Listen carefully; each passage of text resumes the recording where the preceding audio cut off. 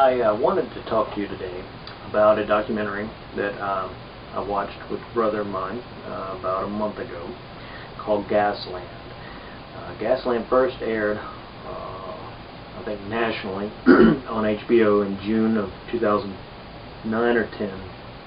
And it basically discusses hydraulic fracturing. It's where they drill into the earth.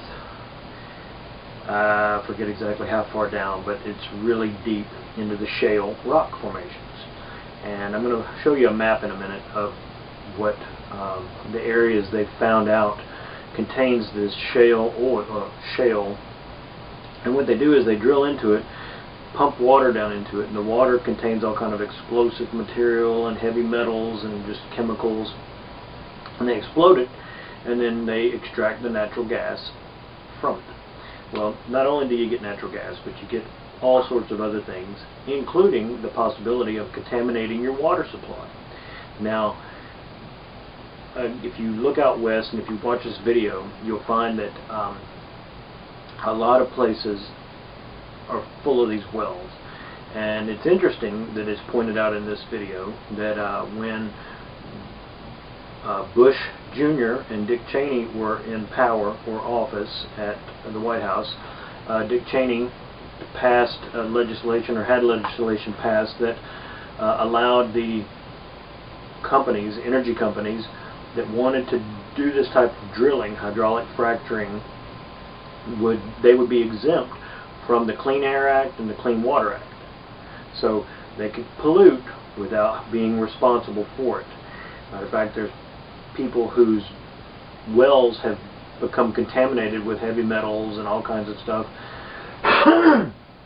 that they can't drink their water now, and the energy companies responsible say, prove that we had anything to do with it.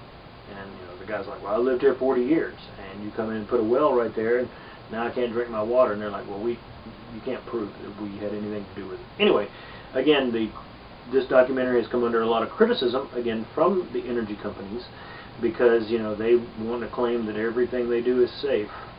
Oh, let's drill in the deep water off the Gulf. Okay. Anyway, so what I'm asking you is, if when you look at this map, or you can go on the internet and find the map, if you realize that shale rock is under where you live, then you live in a potential location where they could drill and contaminate your groundwater. Something that wasn't pointed out in the movie, except for the fact that Halliburton was a very prominent energy company doing all of this drilling. It's interesting that another documentary that points out the HAARP project up in Alaska, this incredible array of antennas that pipe or pumps energy into the ionosphere, can do all kinds of things. It can be used as communication. The documents related to HAARP point out how it can be used as a weapon, but it's supposedly not used as a weapon, but it can have focused energy, thus creating earthquakes and so forth like that. But what else can be done is a complete reading, almost like an X-ray, but they call it something else. If it comes to me, I'll relate it. But they can penetrate the ground and to determine what is underneath the ground, to the point of knowing, if we drill right here, we'll get oil. If we drill right here, we'll get water. If we drill right here, and I'm thinking, by putting two and two together, see, the two things that I'm putting together is who got the project, who manages that project up in Alaska, just happens to be Halliburton. And so it was interesting that Halliburton has this method by which they can look under the ground without destroying things, only to destroy things later if they happen to be one of those companies that's doing the drilling. Now, I live in an area where I'm in one of those shale rock areas, and so my plan is to attend our Water Association meeting and discuss the fact that I would voice an opinion to oppose any hydraulic fracturing in this area, just because I enjoy drinking the water out here. I mean, it's pretty clean water. So again, I'll show you the map. And then if you live in an area that could be affected, then I encourage you to watch Gasland.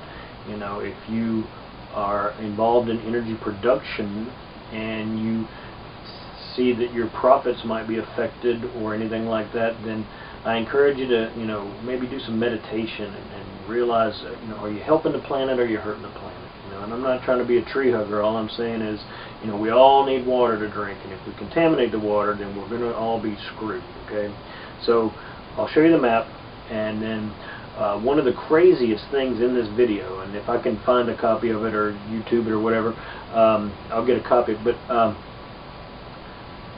these people were able to turn their faucets on in their house and take a lighter or a match, and after the faucet had ran just a minute, enough contaminants that were flammable were in their water that they were able to ignite the water coming out of their faucets. That's disgusting. Not to mention the fact if you had your water sampled and tested, and they would come back saying, please do not feed or give this water to your pets, you do not drink it, do not wash your hair in it, do not bathe in it, this water is bad. That would be terrible. So again, Gasland, I encourage you to watch it, and tell other people about it, because until we make changes to these international corporations, or international corporations, you know, they have one thing in mind, and that's profit. Oh, they like to promote, oh, we want to help the environment. It's profit. And when you look through magazines, there's two main, depending on the magazine, three. You either got cosmetics, drugs, or energy. Biggest advertisers.